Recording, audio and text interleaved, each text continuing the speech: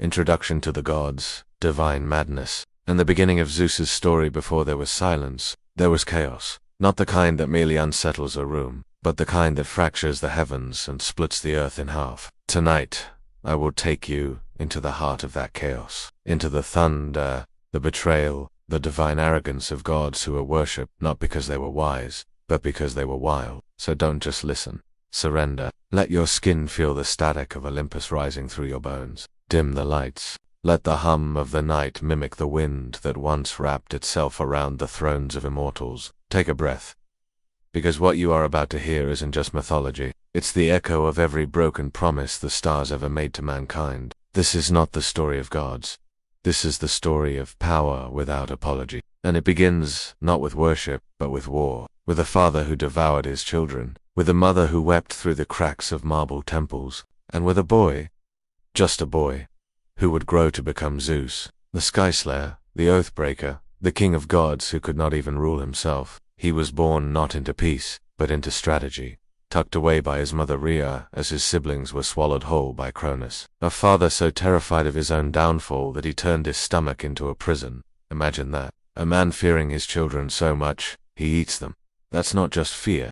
That's prophecy poisoning the heart. But fate has a way of choosing survivors. Zeus was hidden, raised, not in palaces, but in whispers and shadows. His name, a secret between earth and sky. And when he returned, it wasn't with mercy, it was with a blade. He sliced open his father's belly not for love, but for vengeance, and outpoured his siblings like secrets long buried. Poseidon, Hades, Hera, Hestia, Demeter.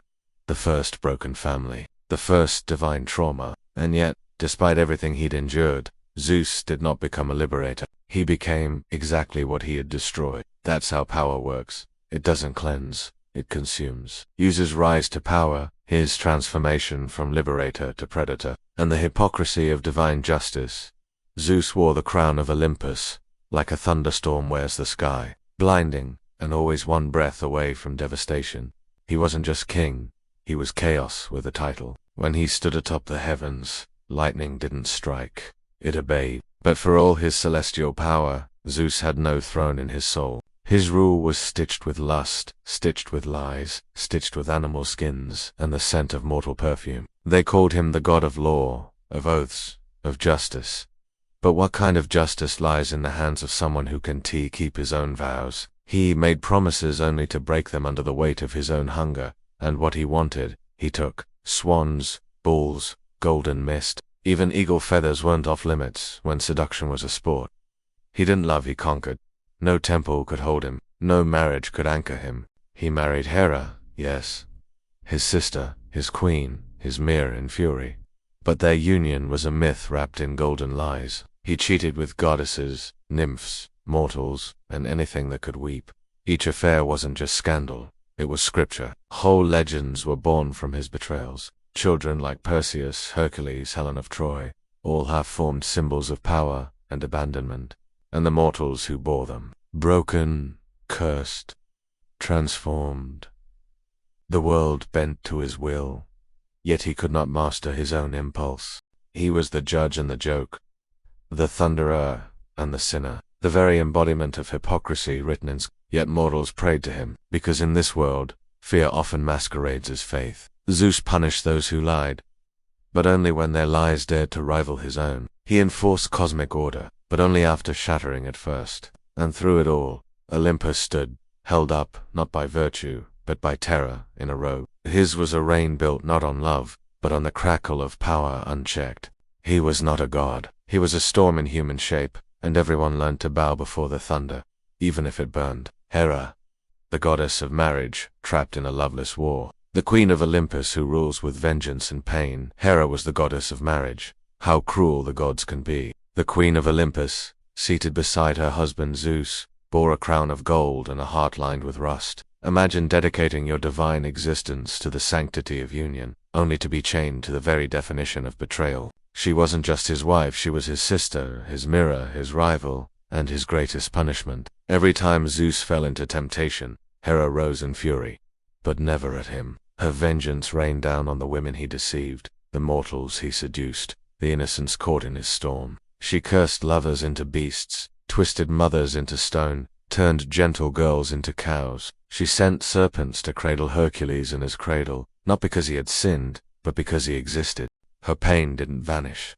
It calcified into wrath. The temple walls that bore her name echoed with prayers for childbirth and fidelity. Yet their deity walked through Olympus with her fists clenched and her crown crooked. She was the embodiment of dignity devoured. Hera did not love blindly. She loved in flames, in silence, in calculated curses. And through it all, she never once unseated Zeus.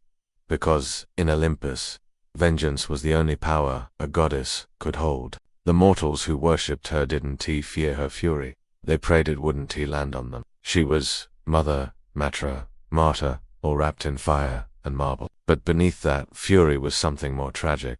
A goddess forced to hold together the illusion of divine family while her own soul cracked under the weight of betrayal. Olympus did not break her, it needed her, because Hera, in all her pain, held the sky together. Not with love, but with spite sharp enough to stab the stars. Her story is not about jealousy. It is about survival, about a woman cursed to represent unity, while her world shattered over and over again. And she stayed anyway. Because queens do not run. They burn where they stand. Poseidon, the god of the sea, a deity of moods and monsters. The wave that builds and destroys without warning. Poseidon was the ocean made flesh. Not the calm tide that kisses the shore, but the tidal wave that drowns cities while singing lullabies. He was second only to Zeus, but make no mistake, Poseidon didn't kneel. He ruled the sea, the storm, the quake, and, for reasons even the gods forgot, horses. Yes, horses, because nothing says ocean deity like four-legged thunder running through salt water. But that was Poseidon, unruly, illogical, and always 2 thoughts away from sinking the world. His trident wasn't a symbol, it was a threat, a divine weapon forged not for elegance but for declaration. Fishermen prayed to him, sailors feared him, city builders offered him goats and gold, begging him not to turn their homes into ruins with a flick of his weapon, because he could, and often he did. He was the kind of god who didn't just react, he erupted. Once, in a contest for the heart of a city, he struck the earth and created a spring, but the people chose Athena's olive tree instead. Reason over rage. So Poseidon flooded the fields, reminded them who they rejected. That's how he loved in fury. His heart was as deep as the sea and just as dangerous. Women he pursued became monsters, like Medusa, blamed not for his lust but for their beauty. Temples wept salt for what he did in silence. He created islands only to drown them later. He shaped mountains, then shattered them with earthquakes that felt like tantrums made divine. Yet he wasn't only wrath. In his quiet moods, Poseidon was generous, crafting new lands and guiding lost ships. But his love was conditional, his mercy temporary. Because the sea doesn't forget, and neither did he. Poseidon wasn't a god. He was a lesson. Respect the wild, or be consumed by it. Hades, the god of the underworld, not evil but exiled, forgotten by worship, but feared in silence. Hades ruled not with lightning or waves, but with silence, and in Olympus, silence was the deepest threat. They called him the god of the dead, but that was never the full truth. Hades was the god of everything buried, not just corpses, but secrets, regrets, truths too heavy to carry in daylight. While Zeus lit up the sky and Poseidon churned the oceans, Hades dwelled in the place where all souls go when the applause fades and the myths turn cold. He was not cruel, he was not kind. He was tired of judgment, tired of being called a villain for doing the one job none of his brothers could stomach. He didn't chase glory, he organized eternity. He didn't sleep with mortals, he kept them in check. In a pantheon of thunderous egos and divine disasters, Hades was a ledger, a law, a boundary. He never asked for the underworld. He drew it by lot, but he wore it like a cloak, dark and honest. His realm was not fire and pitchforks. It was a system. Souls arrived. Souls stayed. He watched over Elysium, the paradise for the brave, Asphodel, the resting place of the average, and Tartarus, the pit reserved for monsters, tyrants, and the truly damned. He was the god of inevitability, the patron of endings. And yet, even he loved. When he saw Persephone, he didn't charm her. He took her. That was his flaw. A desperate grasp at something warm in a kingdom made of shadows. But in the underworld, even that turned strange. Their marriage became myth, not of horror, but of balance. She brought spring, He taught her stillness. Their love wasn't perfect, but it was steady. And Hades, for all his darkness, never lied. That made him terrifying, not because he was evil, but because he was truth. Athena, goddess of wisdom, war, and restraint. The strategist in a world of impulse, Athena did not scream. She didn't seduce, she didn't throw tantrums or flirt with thunder. Athena conquered without raising her voice. She was born from her father's headache. Literally, Zeus swallowed her mother to prevent a prophecy, but prophecy has teeth.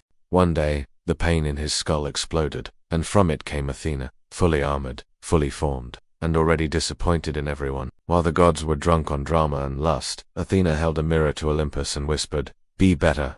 She was the goddess of strategy, wisdom, and restraint.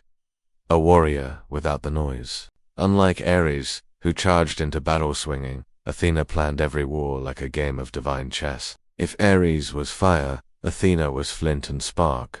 Colder, sharper, and deadlier. She didn't just fight. She didn't lead armies to slaughter. She taught heroes to survive. Odysseus owed her his journey, Perseus his victory, even Achilles his armor. But don't mistake wisdom for gentleness. Athena punished arrogance without mercy. When a mortal girl named Arachne dared to outweave her, Athena didn't forgive her brilliance. She turned her into a spider, cursed to spin her genius in corners forever, unseen. That was Athena's paradox. She demanded excellence, but never competition. She remained untouched by love, unmoved by vanity, uninterested in courtship. Her heart beat only for progress and discipline. Cities rose under her gaze. Philosophies bloomed in her name, and yet even she had blind spots. It was her temple Poseidon defiled when he assaulted Medusa, and it was Athena who punished the victim, not the god. Because even the goddess of wisdom could fall prey to the pride of Olympus. She was divine logic in a world ruled by chaos, and logic, left unchecked, forgets compassion. Ares, god of war and chaos, feared on the battlefield but laughed at in Olympus. Ares didn't fight for justice. He fought because it made his blood sing. If Athena was the mind of war, Ares was the madness. The scream in the middle of battle, the flash of steel before the pain, the sound of breath leaving a body too soon. He was the god of raw combat, of broken bones and shattered shields, of passion unfiltered and uncontrolled. Yet, for all his power, Ares was never truly respected. Even Zeus called him hateful. The Greeks admired cleverness and restraint traits Ares treated like insults. He didn't win wars. He escalated them. He rushed into bloodshed like a wildfire, consuming allies and enemies alike. And still, he was necessary. Because sometimes war isn't strategic. Sometimes it's chaos. And Ares was chaos with armor. His chariot, pulled by fire-breathing horses, thundered across battlefields with a noise that made courage evaporate. His sons were Phobos and Deimos. Fear and terror. The shadows that walk ahead of war. He didn't love. He devoured. And yet, he was the lover of Aphrodite, goddess of beauty, married to the smith. Their affair was mythic and messy, ending with them caught in a golden net, exposed to Olympus, mocked by gods who were no less guilty. But Ares didn't care. Humiliation didn't stick to him. He was too busy charging into the next fight.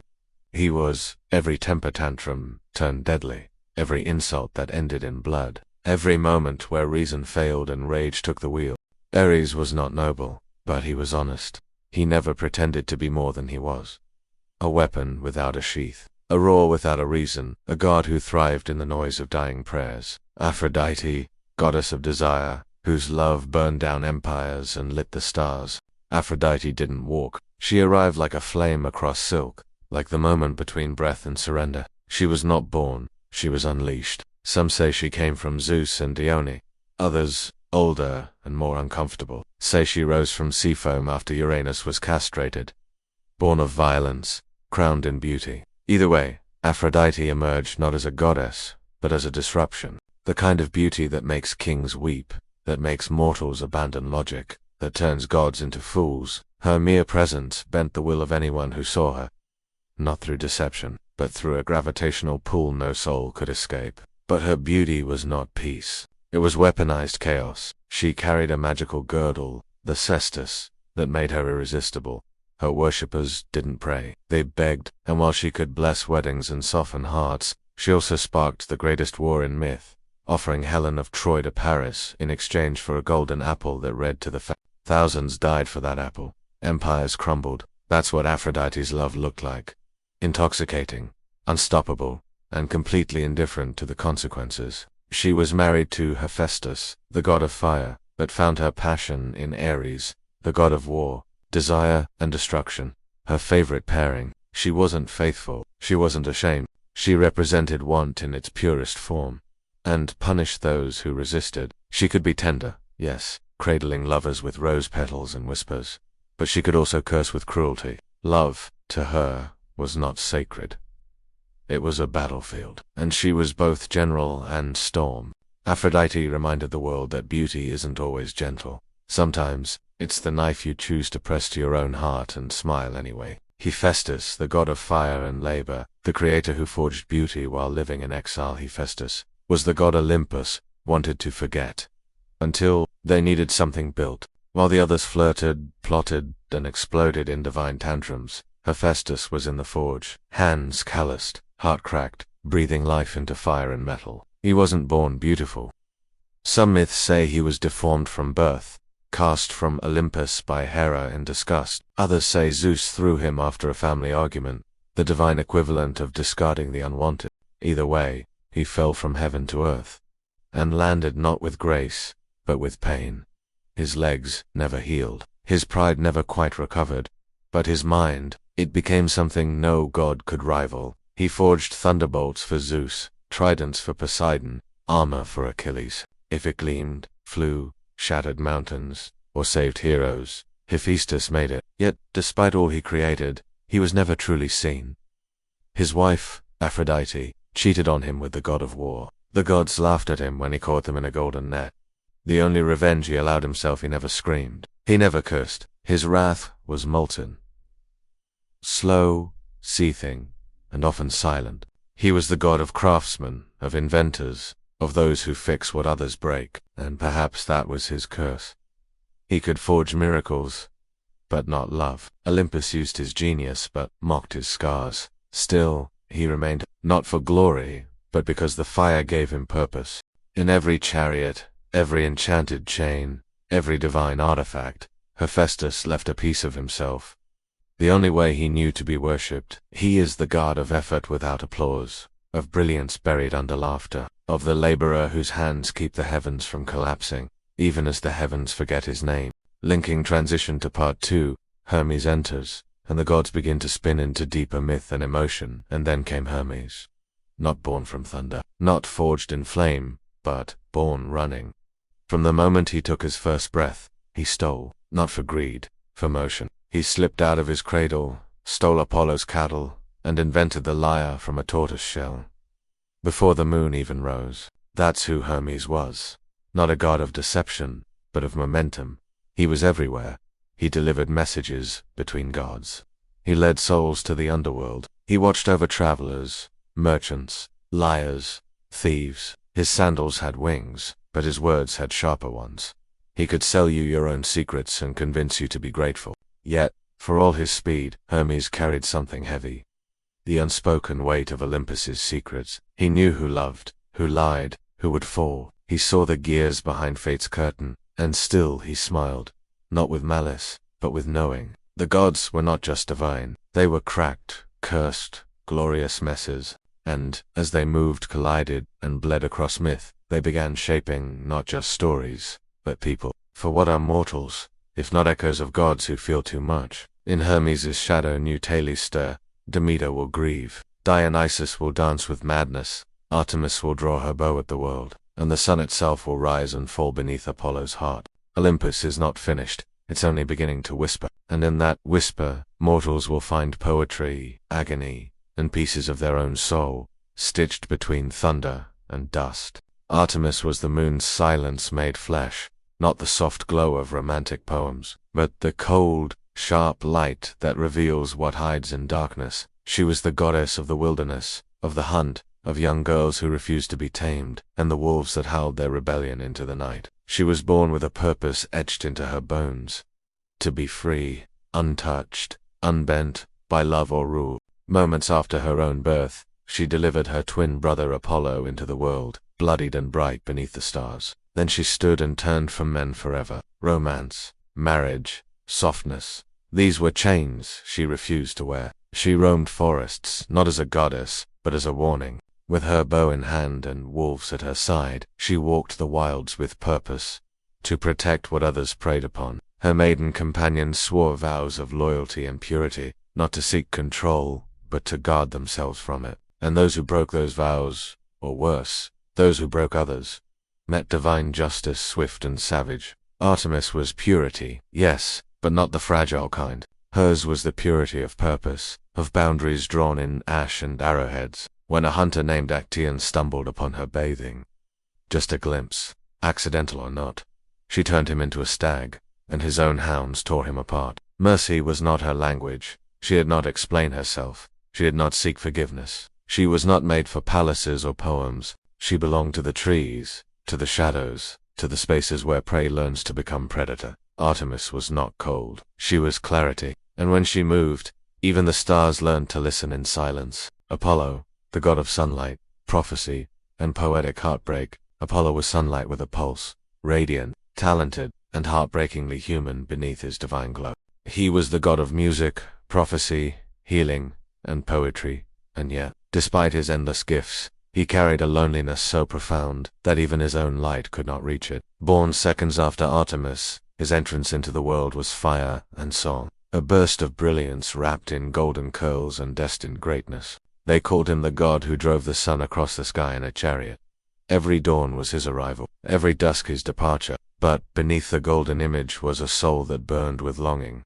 Apollo loved too deeply, too quickly, and far too recklessly. When he fell hard, and when he lost, the world trembled with the weight of his sorrow. His love stories were tragedies, etched into eternity. Daphne, the nymph who fled his passion, turned into a laurel tree just to escape his touch. He wore her leaves as a crown, a victory stained with loss. Then there was Hyacinthus, the Spartan prince he adored, who died during a discus game, a gift turned grave. From Hyacinthus' blood, Apollo made a flower, blooming with pain. Even as the god of prophecy, Apollo could never outrun the future he so clearly saw. He knew how things would end, but he loved anyway. His twin sister lived in the woods. He lived in his chest, where feelings rattled louder than arrows. He was healer and destroyer, a god who could both cure, plague, and call it down. He was worshipped not just for his brightness, but for the way he shattered. Because in his grief, in his art, Apollo showed mortals something rare, a god who could love like a man and mourn like one too. Hestia, goddess of the hearth, peace, and the power of choosing stillness in a storm of gods. Hestia was the first and the last, the first child of Cronus, the first to be swallowed, the last to be freed, and maybe that was her destiny, to be overlooked, yet irreplaceable. She was the goddess of the hearth, of home, of the quiet flame that never went out. While her siblings fought for sky, sea, and shadow, Hestia chose simplicity. No thunderbolts, no scandals echoing across temples. She was offered a throne on Olympus, and she politely declined. Instead, she attended the fire. Not just in the hearths of homes, but in the hearts of those who needed warmth, more than wonder. She didn't demand worship. She didn't crave temples. She simply existed where she was needed most. In the laughter around the dinner table, in the stillness of shared silence, in the breath that calms a crying child. She represented constancy in a pantheon defined by chaos. Her presence was a promise that even in a world of storms, something would always burn for you. Mortals loved her not for fear of punishment, but because she never asked to be feared. Her blessings were gentle, a steady roof, warm bread, a fire that survived the night. And that's what made her divine. Not her power, but her peace. In a family of gods who shattered love like glass, Hestia showed what it meant to hold it tenderly. She was the flame that burned in every temple, every home, every prayer whispered by those too exhausted for grandeur.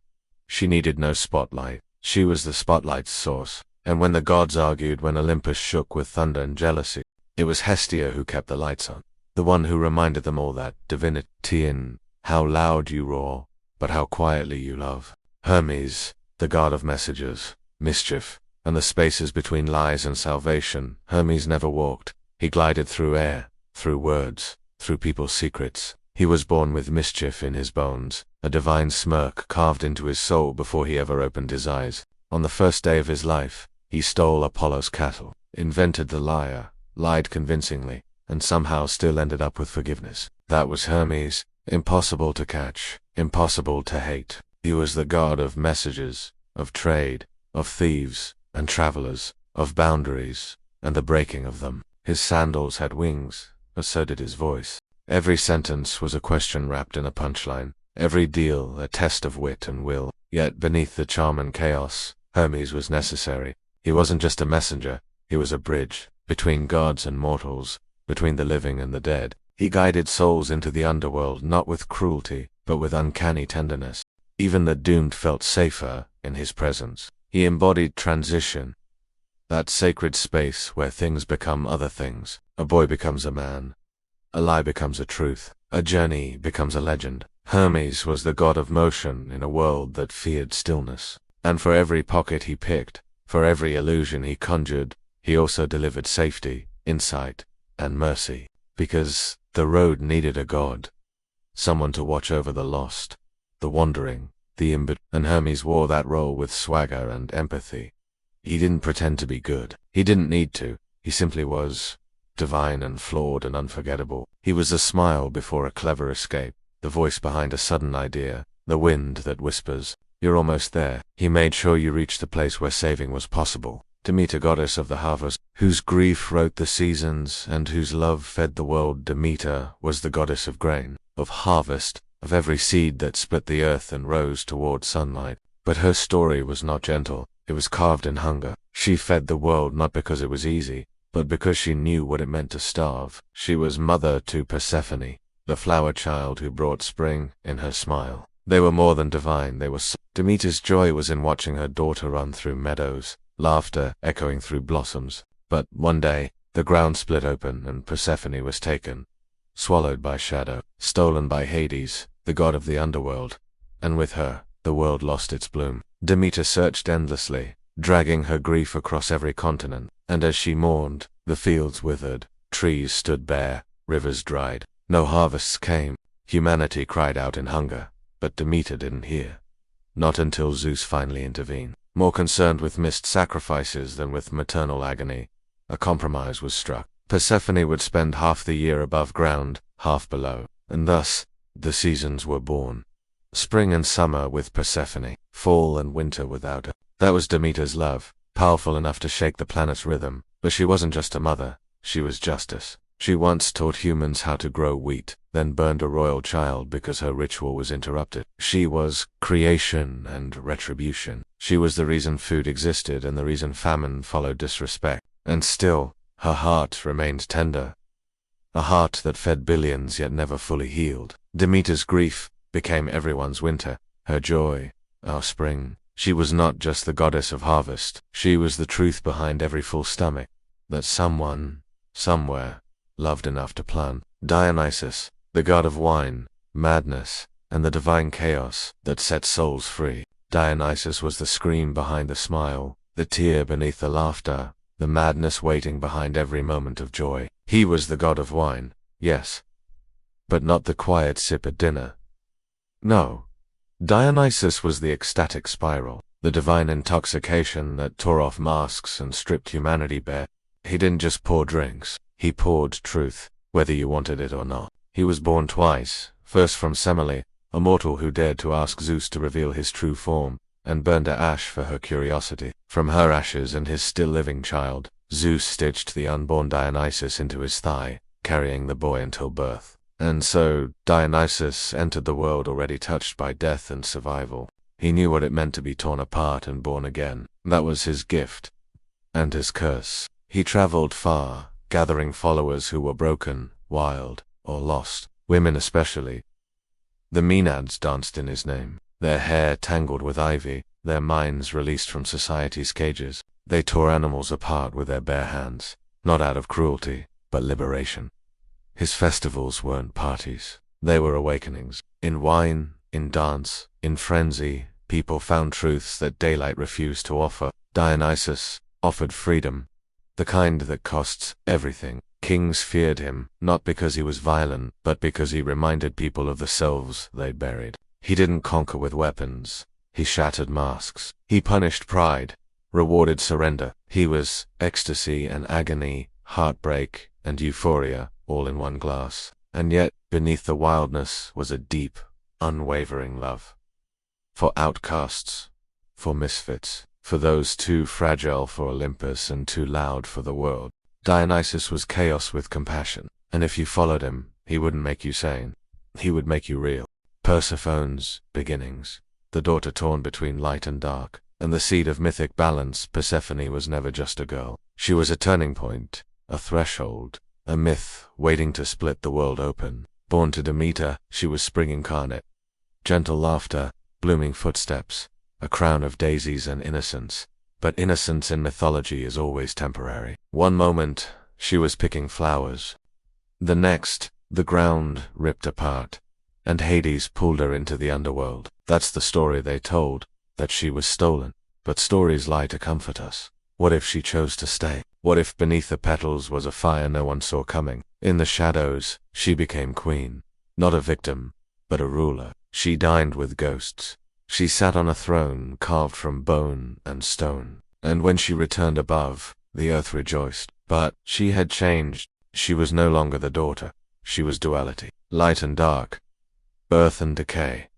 The spring that remembers winter. Persephone is not about kidnapping. She is about becoming. She is the woman who can kiss flowers and command the dead in the same breath. Her myth isn't just a seasonal cycle. It's the emotional truth of growing up, of descending into your own shadow, finding power there, and returning with both softness and scars. She taught the world that you can be more than one thing, that you can love your mother and your shadow. That becoming queen doesn't mean forgetting who you were. It means rewriting what royalty means. In her gazelles saw themselves, told to smile, told to stay soft, and yet born with a crown stitched from both grief and growth. Persephone wasn't lost. She was transformed, and from her transformation, an entire season bloomed, linking transformation of goddesses with mortal echoes, the slow shift from Olympus to humanity. And in these goddesses, Hestia, Demeter, Persephone, there lives a pattern: resistance, loss, transformation, and return. They aren't just myths, they're blueprints of the soul. Where Zeus thundered and Poseidon roared, these women endured, rebuilt, and remembered. They didn't just fight, they survived. And, in that survival, they shaped the emotional landscape of humanity. Because mortals prayed to Zeus in fear, but they wept to Demeter. They feared Hades, but they followed Persephone. These weren't just gods, they were mirrors, painful, necessary reflections. And somewhere between their stories and our own, the line blurs. The girl ignored becomes the woman crowned. The hearth tender becomes the reason a home stands. The silent ones become the foundation. And Olympus, in all its chaos, owes its order to the ones who never asked for credit. As part 2 unfolds, their tales begin threading into the world below, into mortals, myths, and memories. Because Olympus is not a mountain, it's an echo, a symbol, and it's descending into the stories of Psyche, of love born from trial, of souls forced to walk through fire just to earn the right to stay whole. The gods have danced long enough. Now the mortals must rise. Because when divinity burns too bright, it is often in human hearts that its ashes are the mortal soul enters the divine storm. The birth of Psyche and the jealousy of gods. And then came Psyche. Not a goddess, not born of lightning or prophecy, but a mortal girl whose beauty made the heavens tremble. She was not divine, but she threatened divinity. People whispered that she was more radiant than Aphrodite herself, that her face could calm tempests and silence chaos. Altars once meant for the goddess of love began filling with offerings to Psyche, a human, a girl, and Aphrodite, pride bleeding through every golden thread of her immortality, could not stand it. She didn't see a girl. She saw a challenge, an insult. So she summoned her son, Eros, the god of desire, winged and mischievous, and commanded him to curse Psyche, make her fall in love with a monster, make her crawl, humiliated by her beauty. But fate never listens to commands, not even from gods. Eros approached Psyche and was struck, not by her looks, but by her humanity. The way she trembled, the way her eyes held oceans of questions no god had ever dared ask. And in that moment, Eros, the god who made others love, fell victim to the very arrow he held. He didn't curse her, he loved her, quietly, silently, from the shadows, and so began a love story stitched in secrecy and sorrow. Psyche's life, once bathed in worship, turned to exile. No man dared approach her. No suitor stepped forward. Her parents, desperate, went to an oracle, and the prophecy came cruel. She must be left on a mountain, alone, to be claimed by a monster. And so she went, dressed not as a bride, but as a sacrifice. But what found her was not a beast, it was Eros. And what began that night was not passion, but a love so forbidden, so fragile, that it could only survive in darkness. For Psyche could never see his face. That was the rule. Love without sight. Trust without proof. And already, the gods were watching. Love as trial, the beginning of pain. And the emotional cliffhanger into part 3, the palace Eros built for Psyche was carved from dreams. Invisible servants, golden halls, warmth without flame. But all she could feel was the ache of a love she could never see. He came to her only at night, whispering devotion in the dark, holding her like a promise he was terrified to break. And Psyche, though mortal, loved him. Not for his power, not for his mystery, but for the way he made her feel less alone in a world that had cast her aside. Yet doubt is the poison that seeps in, even through golden walls. Her sisters, green with envy, visited and fed her fears. How do you know he's not a monster? They hissed. What kind of man refuses to be seen? And so, Psyche, driven by fear and hunger to know the truth, crept one night with a lamp. And when she saw Eros, truly saw him, beautiful, divine, asleep beside her, her hands trembled. A drop of oil fell. He awoke. The illusion shattered, trust broke, and Eros fled. He had given her everything. But not honesty. She had given him everything. But not faith. The gods above laughed. Aphrodite raged, and Psyche, once worshipped, now wandered. Alone, heartbroken, human. And yet, from her fall would rise the greatest trial of love the heavens had ever witnessed. She would walk through fire, through death, through divine punishment. Not for power, but to prove that mortal love can be braver than divine pride. As part 3 begins, Psyche is no longer the beautiful girl envied by gods. She is the soul, cracked, hunted, but unyielding. And her journey has only begun. For love, in its truest form, demands more than desire. It demands war. Psyche's first trial, the punishment of Aphrodite, and the breaking of a soul through impossible tasks. When Psyche fell from love, she didn't hit the ground. She kept falling. Into blame. Into silence. Into a war she never asked for. Aphrodite dragged her from grief into humiliation, not just to punish her, but to prove a point. That mortals should never rival gods, especially not in love. The goddess of beauty, now a storm in silk and rage, looked at Psyche and saw nothing but a flaw to be corrected painfully. She assigned her a task. Sought an enormous heap of seeds, barley, lentils, millet, poppy, a mountain of chaos that had to be organized before sunset. Psyche stared, hands trembling, breath shallow, but she didn't cry. Not this time. Somewhere in her broken chest, a fire had sparked. She knelt, fingers diving into the mess.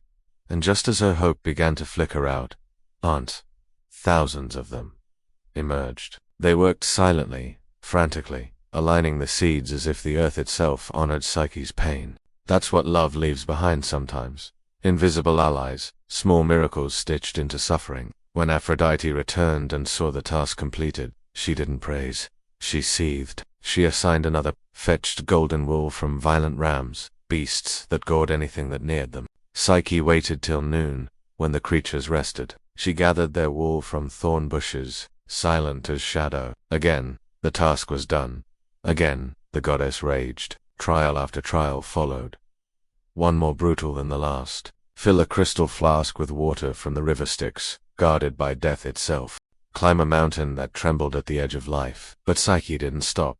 She was no longer a girl in love. She was a soul shaped by pain, driven by the memory of what she had lost, and the aching truth that love, if real, is worth walking through hell for. Psyche's descent into the underworld, love's final and darkest tests. Aphrodite's final task was not a trial. It was a sentence.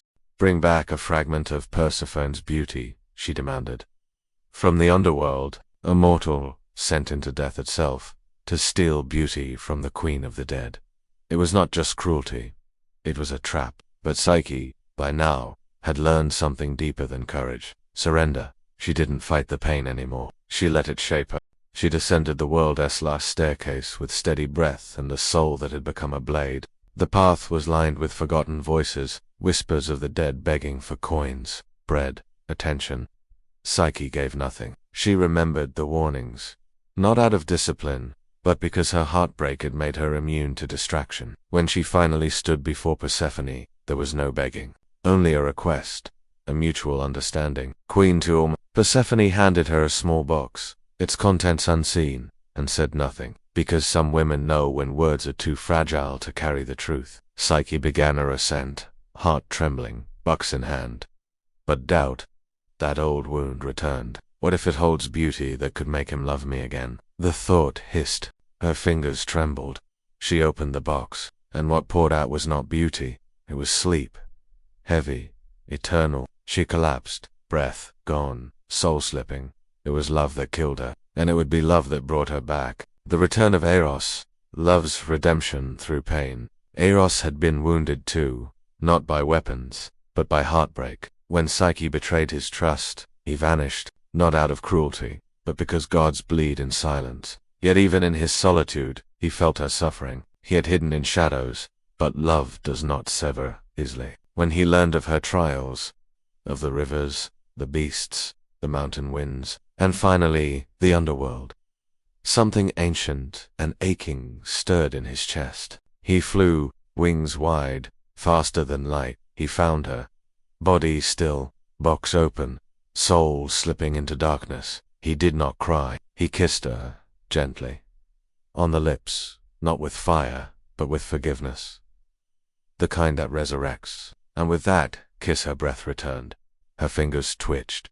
Her soul remembered itself. Psyche opened her eyes, not to a god, but to the man she had once loved in the dark. This time, she saw him, entirely, and he saw her, not the girl who had broken trust, but the woman who had rebuilt it with every trial. Their love had passed through death, doubt, and divine punishment, and now stood raw, real, without illusion. Eros lifted her in his arms.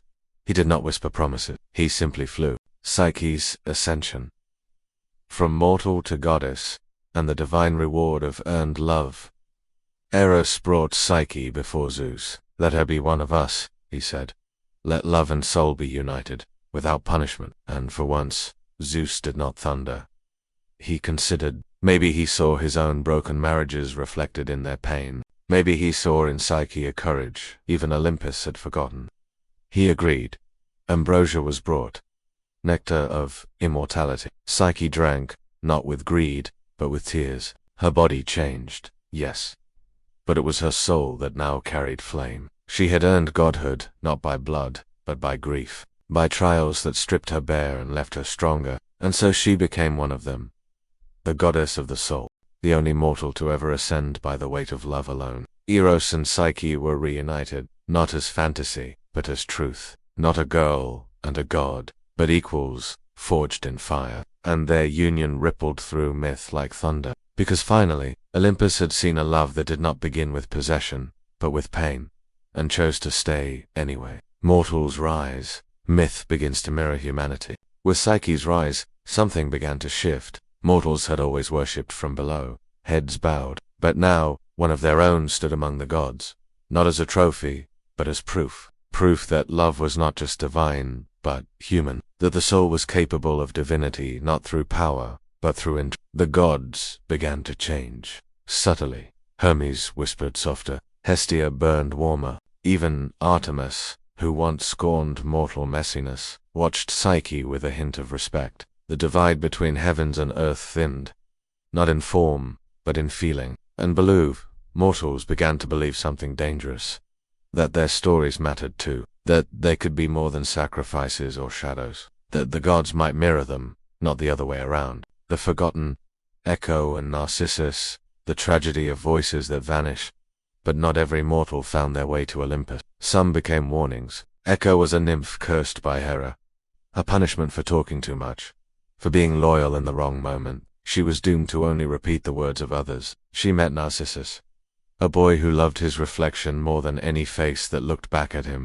Echo watched him, loved him, and repeated his words back to him, hoping he would hear the longing behind them. But he never did. He loved only the version of himself he saw in the water, and when he died staring into that image, Echo faded not into death, but into absence. Her voice, still out there, repeating. Morning Echo was not weak. She was just never heard. And Narcissus. He was the myth of self-love turned self-destruction. Together, they became a mirror, one for the unseen, the other for the overly seen, both lost in silence. Orpheus and Eurydice. The price of looking back. Orpheus was a poet, a musician, a man whose songs could melt stone and tame gods. He fell in love with Eurydice, whose name he sang like a prayer, like thunder whispered into rose petals. But fate hates beauty left untouched. She died, bitten by a snake, stolen by silence. Orpheus refused to accept it. He journeyed to the underworld, not with sword or shield, but with a lyre. When he played, even Hades wept, even Persephone, queen of stillness, soft. They allowed Eurydice to follow him back on one condition. He must not look back, not once, not until they both stood beneath the living sun. So he walked, and she followed, her footsteps like breath behind his. But doubt, always doubt, whispered, what if she isn't there? And just before the light, just before they were free, he turned, and she vanished, again, forever. Love had brought her back, but fear had undone it. Orpheus returned to the world above alone, his songs forever changed. No longer love songs, echoes of loss, of the one that slipped away when hope blinked. Pygmalion and Galatea creation, control, and the illusion of perfection. Pygmalion was a sculptor who believed no woman was worthy, until he carved one from ivory. She was flawless, silent, still, obedient. He named her Galatea, and over time, he fell in love with her stillness, her perfection, her inability to defy him. He kissed her stoned lips, whispered dreams into cold marble, and one day, the gods took pity, or perhaps played a cruel joke. They gave her breath. The statue opened her eyes, flesh replaced stone, and she became real. But what happens when a man who loves control finds his creation now has a will? That's the part the myths skip. Galatea, once silent, now thought, chose, and perfection, once born, becomes fragile.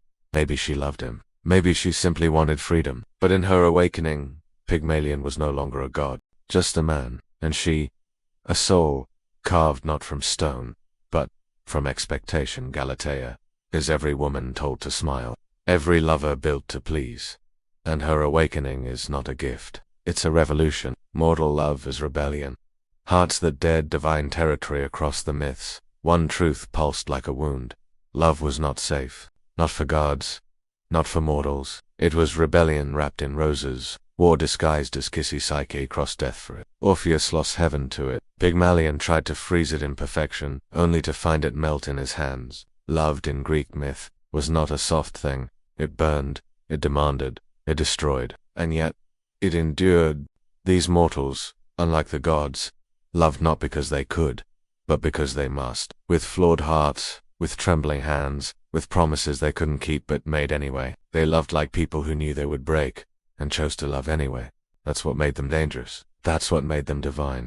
Not immortality, but the willingness to risk everything for something as fragile as connection. Final transition.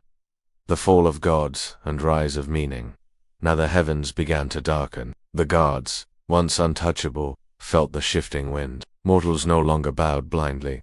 They told their own stories, wrote poems, named stars. The world changed, and Olympus, once roared from, began to echo. Some gods faded, some fell, not in war, in relevance. Because what matters is not just power, it's meaning. And meaning lives where suffering meets choice, where souls, human or divine, walk through fire and emerge, not untouched, but transformed. As we enter part 4, we face endings, betrayals, sacrifices, not of gods, but of illusions. The final myths will bleed not golden ichor, but the truth. That power fades.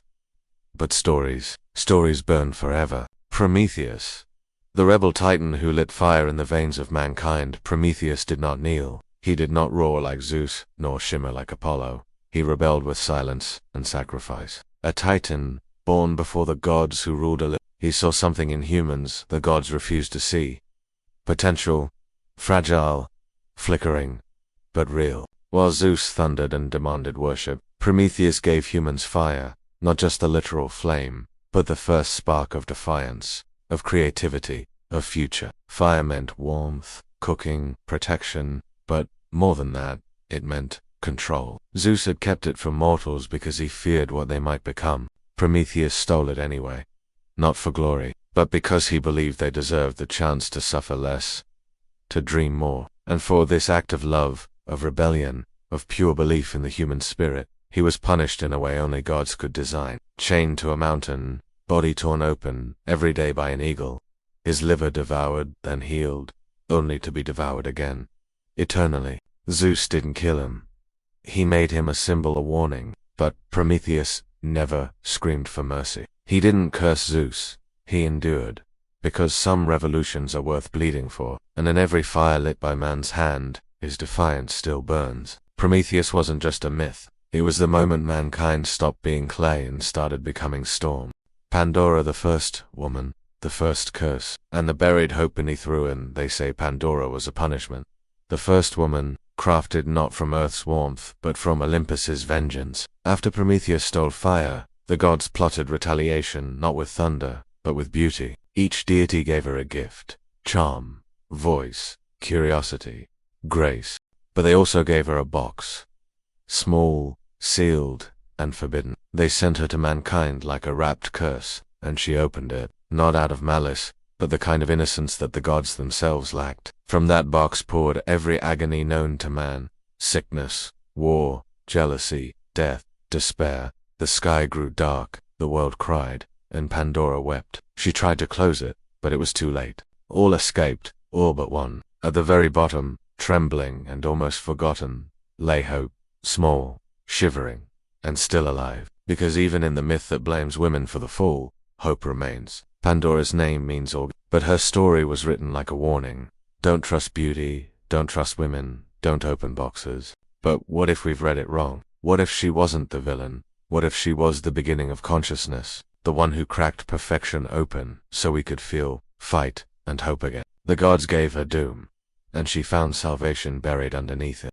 Pandora is not just myth. She is the story of every soul who opened something they shouldn't, and still chose to carry the last trembling light through the dark. Icarus, the boy who flew too high, and the freedom found in the fall. Icarus was warned. Don't fly too close to the sun, his father, Daedalus, said, fastening the wax and feather wings to his son's back. Stay in the middle. Not too high, not too low. But how do you explain moderation to someone born with sky in their heart? Icarus soared. Not for glory, but because flying was the first thing that felt like truth. The wind wasn't just air, it was freedom. He had been in prison. Now he was limitless. And in that rush, in that rise, he forgot the warnings, or maybe he remembered and didn't care. The sun melted his wings. The feathers scattered, and he fell, a blur of light and buoyant water. The myth says he drowned, but it also says he flew. For a moment, he touched divinity. Not by being careful, but by reaching. Icarus wasn't foolish. He was fearless. He didn't die from arrogance. He died because the world punishes those who dare to rise too far. But oh, how he flew. And perhaps that's the point. Not that he fell, but that he knew, even for seconds, what it meant to be infinite. Oedipus, the cursed king, and the tragedy of trying to escape fate. A voice whispered that he would kill his father and marry his mother. His parents, terrified, abandoned him. But fate doesn't vanish when denied. It waits, grows. Oedipus was raised far away, unaware of who he was. He fled from what he thought was danger, and ran straight into it. He killed a stranger on the road, solved the riddle of the Sphinx, became king, married the queen, and only later, far too late, discovered the truth. The man he killed, his father, his mother, the prophecy had been fulfilled, not through malice, but through fear. Through trying to run, Oedipus didn't laugh like a villain. He wept like a man.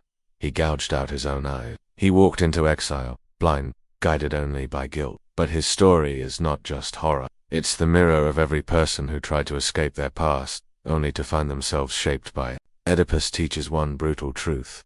Sometimes the road we take to avoid destiny is the one that leads us straight to it. And still, even blind, he walked on. Medusa, not a monster, but a survivor rewritten by power. Medusa's story has been told with hisses and horror. Snake-haired villain. A cursed face that turned men to stone. But peel back the layers and you'll find something else. A woman, a priestess, devoted to Athena, pure and pious, until Poseidon saw her, wanted her, and took her, in Athena's temple. And instead of punishing the god, Athena punished Medusa, turned her hair to serpents, made her eyes a weapon, turned her from victim to monster in a single, divine betrayal. The gods never apologized. Medusa fled, lived alone, survived, until Perseus came, sent not for justice, but glory. He used a mirrored shield, didn't face her, just reflected her, cut off her head, presented it like a prize, and from her blood Pegasus was born, a winged horse, a symbol of freedom. Even in death, Medusa created flight. She was not evil, she was angry, she was not cursed, she was transformed. Medusa is every woman blamed for her own pain, every survivor who became too powerful for comfort. Her face turned men to stone, not because she was cruel, but because she had finally learned how to stop them. The fall of heroes. Troy, Achilles, Hector, and the unbearable weight of glory. The Trojan War was never just a war, it was a wound dressed as legend, 1,000 ships, a city burned, gods choosing sides like gamblers, mortals dying in poems they didn't write. At its heart was Achilles, half god, or fury. He was invincible everywhere except his heel, but it wasn't his body that was fragile, it was his pride. When Agamemnon stole Briseis, the woman Achilles loved, he didn't rage. He withdrew. He let men die, and when his friend Patroclus died wearing his armor, trying to save a war, Achilles refused to fight. Something shattered. He returned to battle, not for glory, but for grief. He killed Hector, Troy's greatest son, not because it was just, but because he was broken. Then he dragged Hector's body for days behind his chariot, anger louder than mourning. But grief can only echo for so long. Eventually, he returned the body to Hector's father. And in that silent exchange between two broken men, one who had lost a son, the other who had lost himself, the myth cracked open. Achilles would later die from a coward's arrow to his heel. Not in a blaze, not in a song, just a man pierced by the very smallness he thought himself above. Glory is a beautiful poison. It made gods of men, and graves of them, too.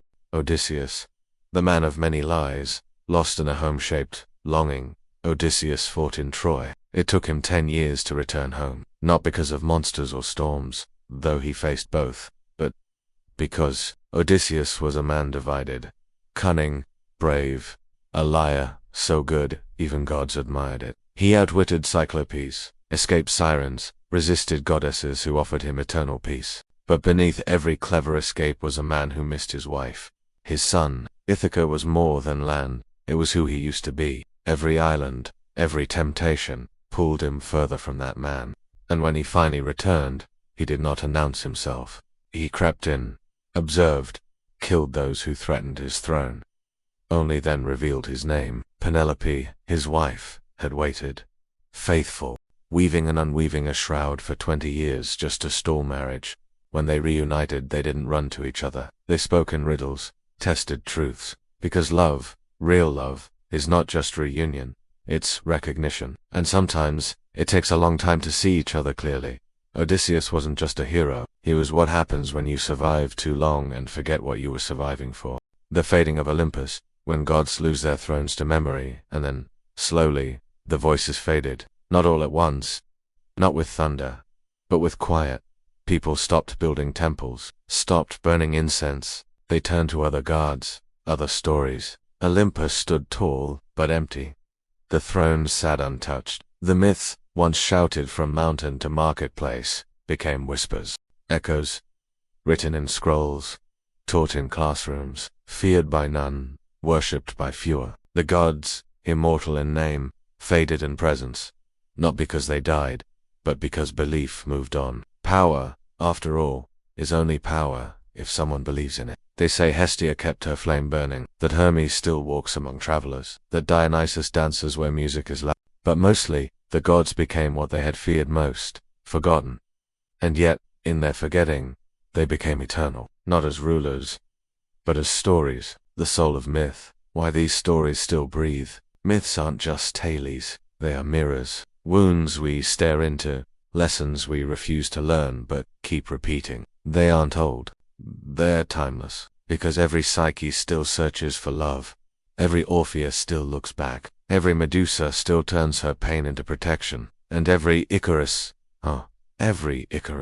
still flies too close to something bright and pays the price for trying. These stories survive not because they're perfect, but because they aren't. They're messy, violent, heartbreaking, and in their chaos, they reveal us.